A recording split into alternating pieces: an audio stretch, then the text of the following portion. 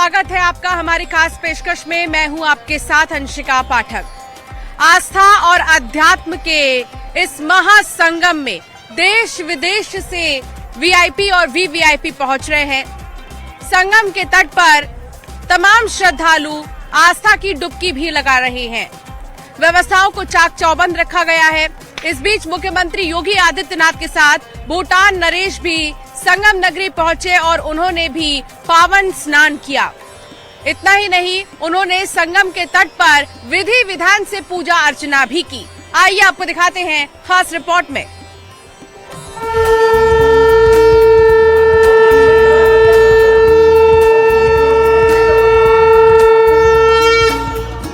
महाकुंभ 2025 में करोड़ों की संख्या में श्रद्धालु मेले में शामिल होने के लिए आ रहे हैं। वहीं आस्था और आध्यात्म के महापर्व में देश विदेश से वीआईपी और वीवीआईपी भी शामिल हो रहे हैं और त्रिवेणी संगम में पवित्र डुबकी लगा रहे हैं। मंगलवार को भूटान नरेश जिग्मे खेसर नामग्याल वांगचुक भी महाकुंभ में शामिल हुए। इस मौके पर मुख्यमंत्री योगी आदित्यनाथ भी उनके साथ मौजूद रहे। संगम में पहुंचकर भूटान के नरेश वांगचुक ने मुख्यमंत्री योगी आदित्यनाथ के साथ पवित्र स्नान किया और संगम तट पर गंगा पूजा किया। सोचूं मैया जिंदगी जब तेरे नाम कर दी सब कुछ तेरा। इसी रास्ते से अभी वो गए हैं संगम की तरफ। आप देख सकते हैं कि तमाम जो वाद्य यंत्र हैं, जो हमारे भूटान नरेश हैं जिनमें खेसर नामग्याल वांगचुक, ये जो है यहाँ से जब गए हैं तो उनके स्वागत के लिए तमाम ये वादक, इन्होंने अलग अलग धुन बजाकर उनका स्वागत किया। तो कुल मिलाकर जो हमारे सांस्कृतिक मूल्य हैं और भूटान हमारा एक अच्छा दोस्त है। भूटान की सभी जो चीजें हैं वो भारत से बहुत सांस्कृतिक रूप से कनेक्टेड हैं और इसीलिए वहाँ के नरेश जिग्मे खेसर नामग्याल वांगचुक यहाँ आए हैं। महाकुंभ पहुंचे भूटान नरेश जिग्मे खेसर नामग्याल वांगचुक ने मुख्यमंत्री योगी आदित्यनाथ के साथ निषाद रात कूच पर सवार होकर साइबेरियन पक्षियों को दाना खिलाया और संगम का भ्रमण भी किया।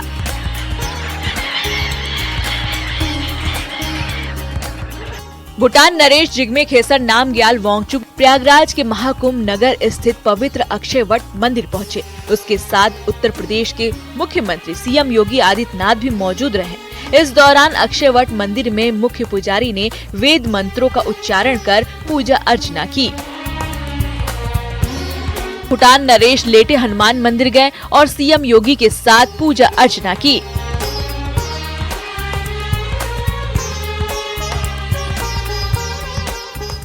बता दें कि सोमवार को भूटान के नरेश जिग्मे खेसर नामग्याल वांगचुक लखनऊ पहुंचे थे।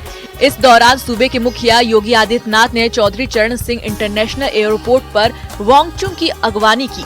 आपको बता दें कि भारत और भूटान में मैत्री और सहयोग के सौहार्दपूर्ण संबंध हैं, जिनमें सभी स्तरों पर आपसी समझ, भरोसा और भरपूर सहयोग झलकता है। Bureau report, news 18।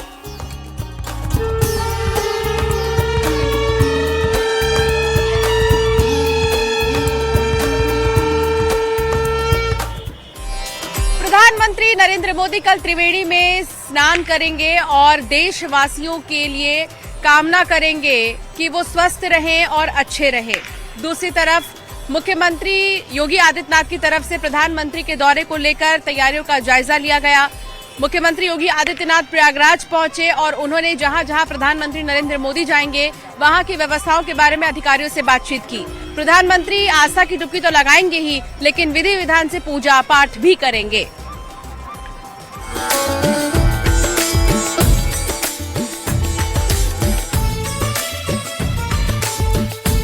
Uttar Pradesh के मुख्यमंत्री योगी आदित्यनाथ के नेतृत्व में प्रयागराज में आयोजित महापर्व महाकुंभ 2025 में करोड़ों की संख्या में श्रद्धालु पवित्र संगम पर आस्था की डुबकी लगा रहे हैं। इस कड़ी में देश के प्रधानमंत्री नरेंद्र मोदी भी त्रिवेणी संगम में डुबकी लगाने बुधवार को प्रयागराज जा रहे हैं। पीएम मोदी माघ महीने की अष्टमी तिथि पर संगम में डुबकी लगाकर देशवासियों की कल्याण की कामना करेंगे। वो गंगा तट पर पूजन अर्चना करेंगे।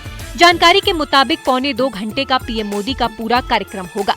बता दें कि पीएम मोदी सुबह 10:05 पर प्रयागराज के बमरौली एयरपोर्ट पहुंचेंगे। पीएम मोदी एयरपोर्ट से हेलीकॉप्टर से अरैल के डीपीएस हेलीपैड पहुंचेंगे। वहां से सुबह 10:50 पर पीएम अरल घाट के निषाद राज क्रूज के जरिए महाकुंभ पहुंचेंगे।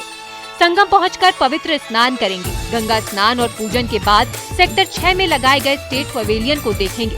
पीएम मोदी का नेत्र कुंभ भी जाने का कार्यक्रम है। देश के प्रधानमंत्री नरेंद्र मोदी बुधवार 5 फरवरी को एक बार फिर से संगम नगरी प्रयागराज के दौरे पर आ रहे हैं।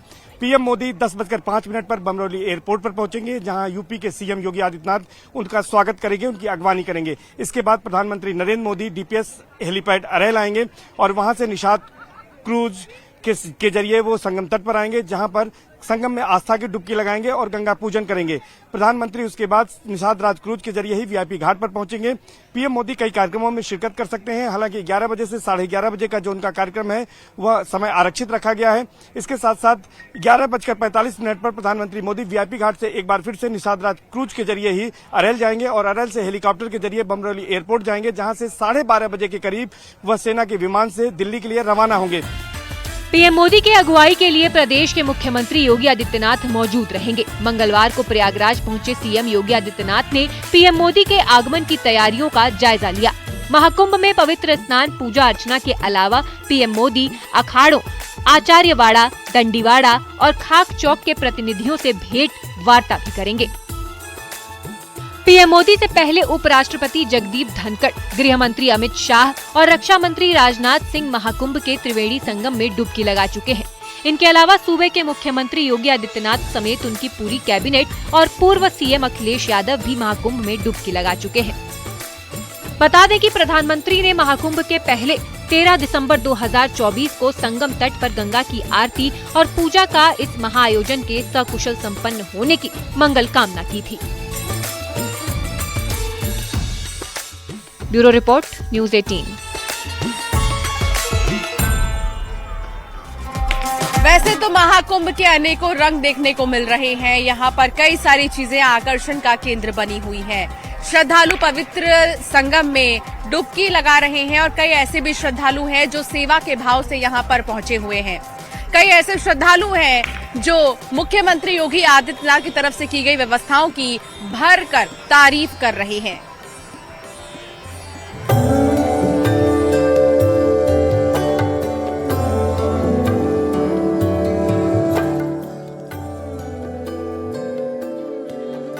तीर्थ नगरी प्रयागराज के त्रिवेणी संगम पर आस्था का सैलाब उमड़ा हुआ है।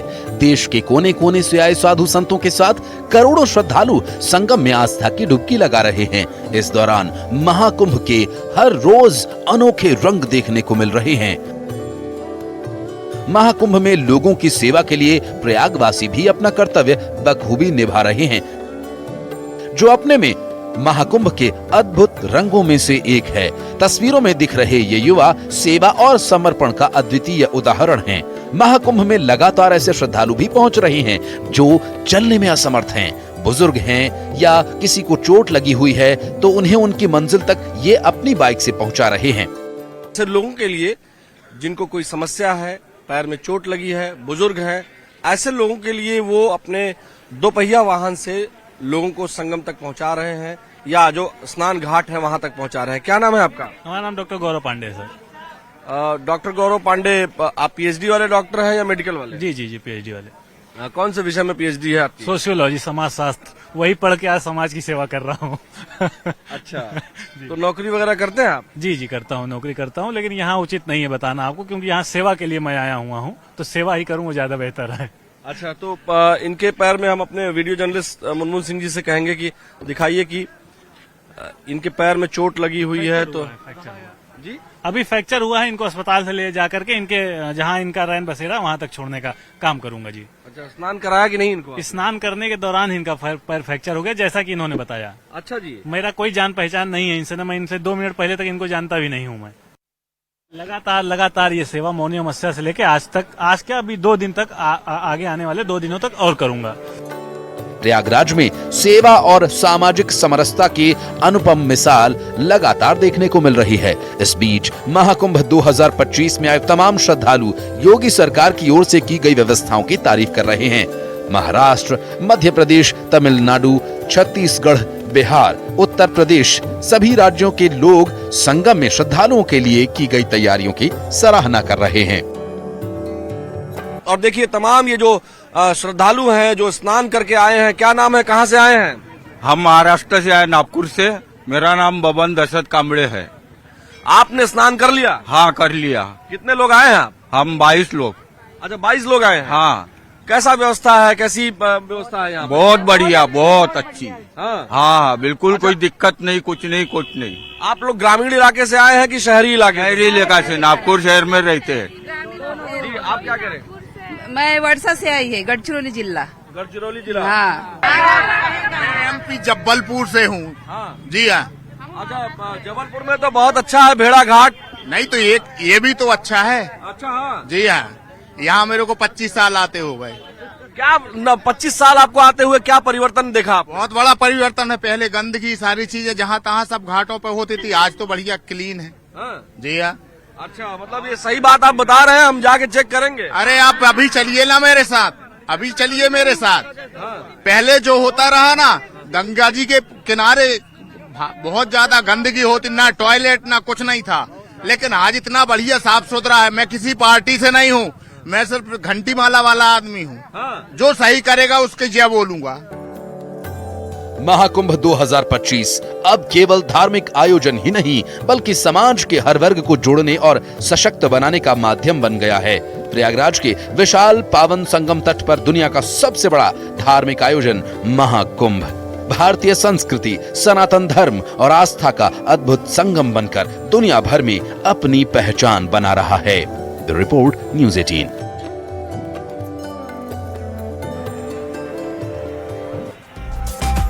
महाकुंभ का 23वां दिन है।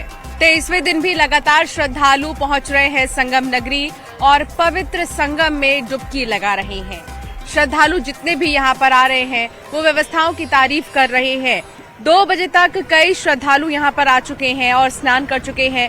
महाकुंभ आ रहे श्रद्धालु योगी सरकार की व्यवस्थाओं की जमकर सराहना कर रहे हैं। तेलंगाना से आए श्रद्धालु ने संगम तट पर स्नान के बाद न्यूज़ 18 से खास बातचीत में बताया कि वो पहली बार प्रयागराज आए हैं। उन्होंने बताया कि महाकुंभ की व्यवस्थाएं अद्भुत और अलौकिक है।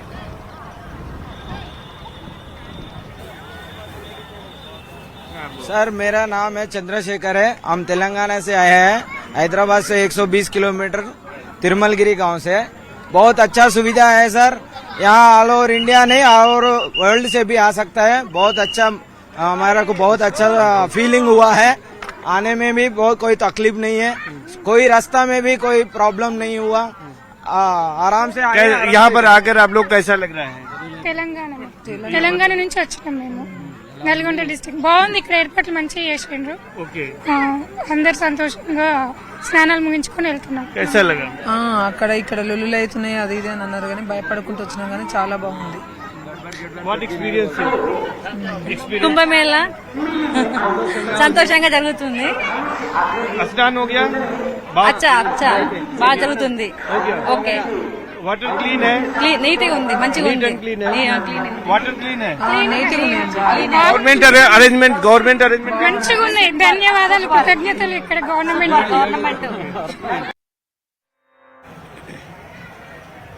तो आप सुन रहे थे तेलंगाना से आए श्रद्धालु जो कि तेलुगु में ये कह रहे थे कि यहाँ पर सब कुछ बहुत अच्छा है, साफ सुथरा है। तो सोचिए कि दूर दराज से जो श्रद्धालु आ रहे हैं वो कितने ज्यादा खुश नजर आ रहे हैं। संगम नगरी में आकर्षण का केंद्र बना हुआ है गंगा पंडाल, जहां पर कई बड़े सेलिब्रिटीज, कलाकार जो है कॉन्सर्ट्स करते हैं ताकि यहाँ के श्रद्धालु एंटरटेन हो सके। यहाँ पर इंतजाम भी विशेष किए गए हैं और भव्य किए गए हैं। गौरव की अनुभूति कर रहा है, प्रफुल्लित है। वहीं दूसरी ओर सनातन धर्म के खिलाफ सपारी लेकर के षड्यंत्र करने वाले तत्वों के द्वारा लगातार शरारत पे शरारत करते हुए झूठ के और असत्य के नित नए प्रतिमान भी गढ़े जा रहे हैं।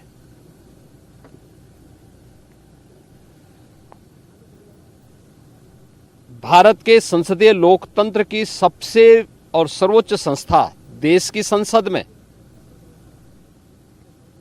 कांग्रेस अध्यक्ष से मल्लिकार्जुन खड़गे और समाजवादी पार्टी के अध्यक्ष श्री अखिलेश यादव का वक्तव्य इस ओर सबका ध्यान आकर्षित करता है। ये दोनों वक्तव्य न केवल इनके सनातन धर्म विरोधी चरित्र को उजागर कराता है, बल्कि इनकी उस गिद्ध दृष्टि की ओर भी सबका ध्यान आकर्षित करता है, जो लगातार इस महाकुंभ के खिलाफ पहले दिन से दुष्प्रचार कर रहे हैं। इनका ये बयान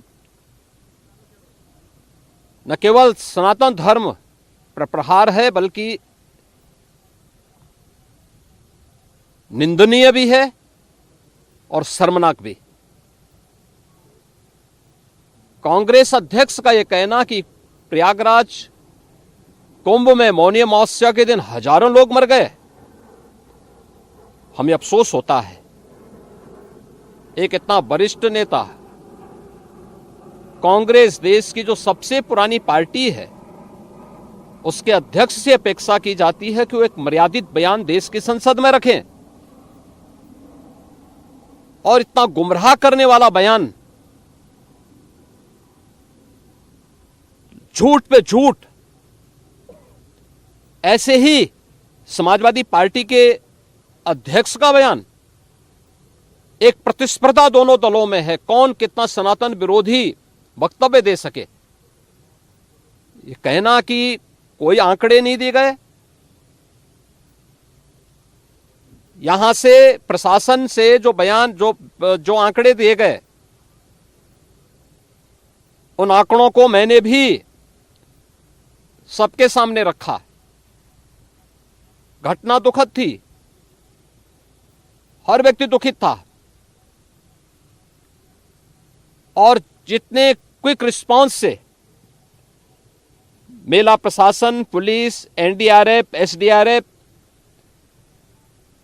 सिविल डिफेंस, इन सब ने मिलकर के घायलों को हॉस्पिटल पहुंचाने का काम किया, अपने आप में एक मिसाल है। करोड़ों लोग प्रयागराज में उस दिन उपस्थित थे। ये दोनों दल चाहते थे और सनातन धर्म विरोधी चाहते थे कि बड़ा हादसा हो जाए। हमारी पहली प्राथमिकता थी कि किसी भी स्थिति में इसको हम जीरो हादसे तक लेके जाएं, लेकिन दुर्भाग्यपूर्ण तरीके से एक घटना घटित हुई। लेकिन जितने क्विक रिस्पांस से प्रशासन ने और सभी संबंधित संस्थाओं ने कार्य लेकर के उन्हें हॉस्पिटलाइज किया, उसमें कुछ लोग उस हादसे के शिकार हुए, वह दुखद है। उन सभी परिवारों के प्रति हम लोगों ने अपनी संवेदना भी व्यक्त की और उसके लिए कुछ आर्थिक मुआवजा भी घोषित किया। यद्यपि किसी व्यक्ति की कमी मुआवजे से नहीं हो सकती, लेकिन तब भी हम लोगों ने एक प्रयास किया। घायलों का प्रॉपर उपचार कराया।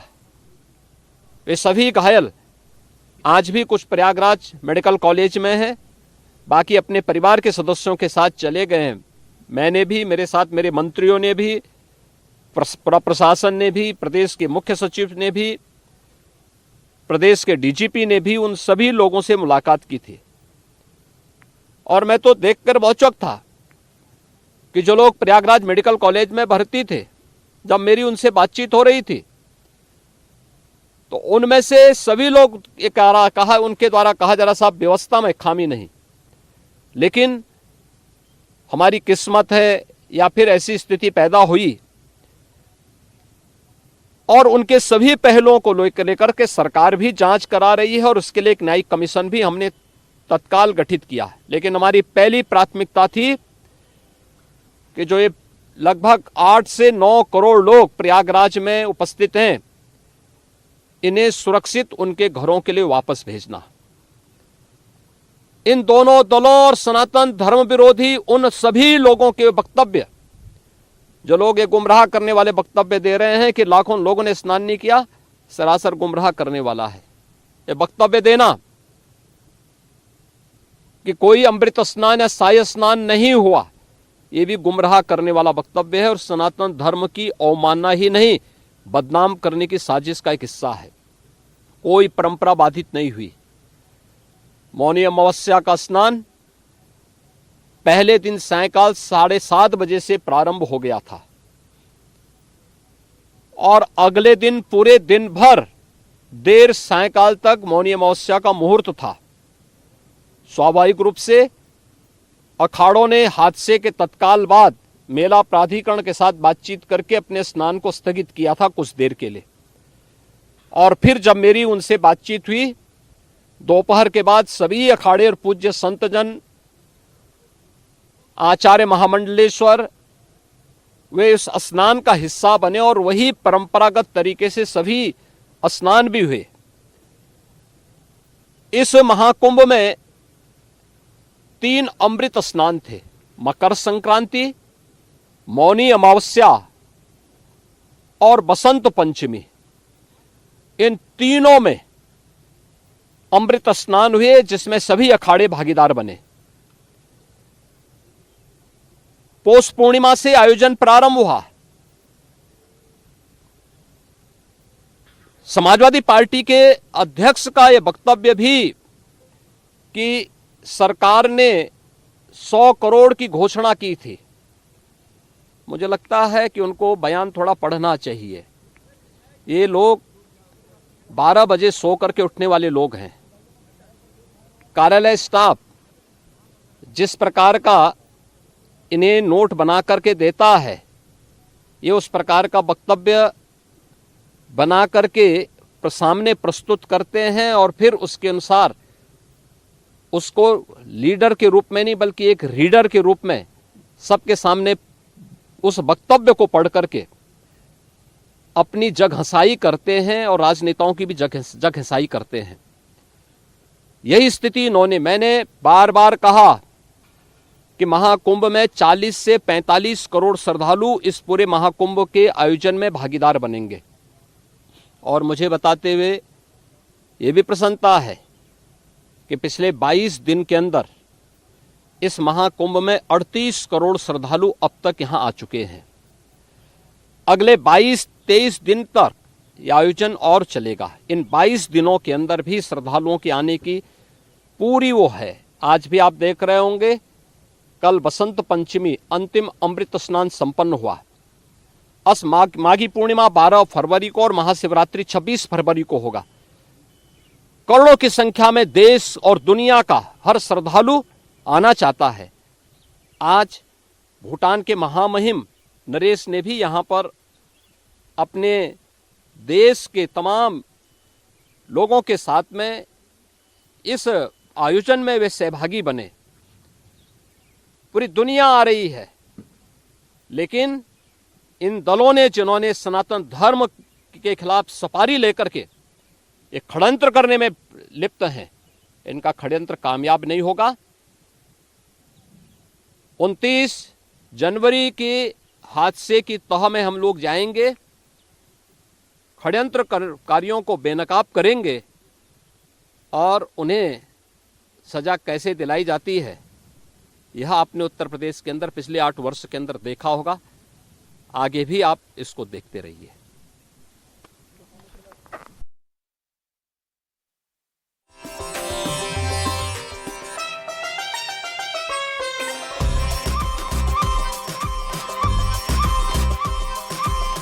आदित्यनाथ ने कहा कि कुछ लोग हैं जो साजिश रच रहे हैं सनातन धर्म के खिलाफ, लेकिन इससे पहले भी वो कई बार चेतावनी दे चुके हैं कि कोई बाल भी बांका नहीं कर सकता है सनातन धर्म का। बड़ी खबर आपको बता दें कि मुख्यमंत्री ने तो ये भी कहा कि प्रधानमंत्री के आने के पहले जो भी व्यवस्थाएं हैं उनको खुद मॉनिटर किया जा रहा है। जितने भी श्रद्धालु हैं, हमारी प्राथमिकता है उन्हें कोई समस्या ना हो, उन्हें कोई दिक्कतें ना हो और वो आराम से यहाँ पर स्नान कर सके। समाजवादी पार्टी सनातन विरोधी है,